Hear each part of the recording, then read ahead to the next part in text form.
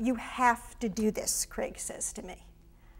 We're looking at a website for the 3-day novel competition. You start and complete a novel over the Labor Day weekend on the honor system. It's Canadian. The winner gets published. I don't know, I say. It's like running around with a string bikini and a belly ring. At my age, even if you're Madonna, go for it, he says. So Labor Day weekend, I'm writing. Craig cooks meals for me. He walks the dog. He brings me coffee the way I like it, extra weak with lots of soy milk. I finish up Monday night, and he says, that's great. I send it out. I start to check the contest website every day, several times. By November, they announce that you can follow them on Twitter and Facebook. So I join Twitter and Facebook, and I am constantly on the website, even though there's never any announcements. Then in January, there's tweets. They start saying, we're going to announce by the end of the month. Then please be patient. Then almost. And then finally, soon.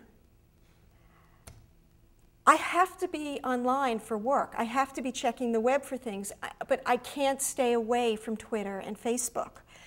So in order to just distract myself, I start Googling anything. I Google my name. I Google the name Pogo, a short story I wrote over 20 years ago, my only published work, and I add the Quarterly, the magazine in which it appeared, long defunct. I find Marion Stein at classmates.com. I get Marion Stein, Austrian-born concert pianist.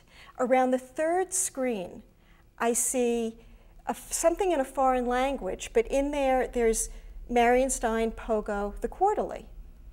So I click.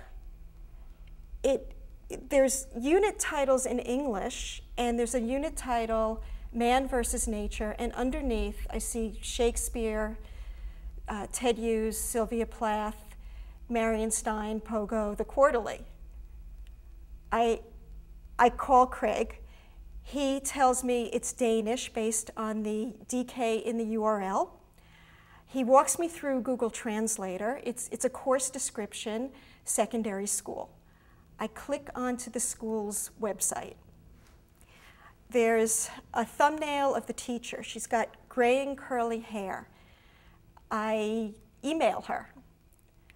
Hi, Karen, this is Marion Stein, blah, blah, blah, blah, blah. So I'm wondering how you ever even found this story. Were you trekking somewhere, backpacking, your gap year? You came across it maybe in a hostel while your friends were all out hiking, but you had to stay behind, hungover from the partying the night before? She emails me back. Hi, Marion. My students were all very amused at your imagining me, young and far away from Odense. I came across your story in a course I took at the Southern Danish University and have been using it for years as an example of a postmodern text.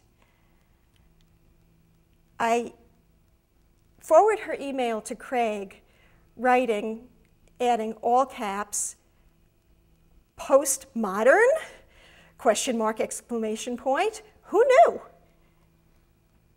I hear from the 3-day a few days later, I didn't even make the short list.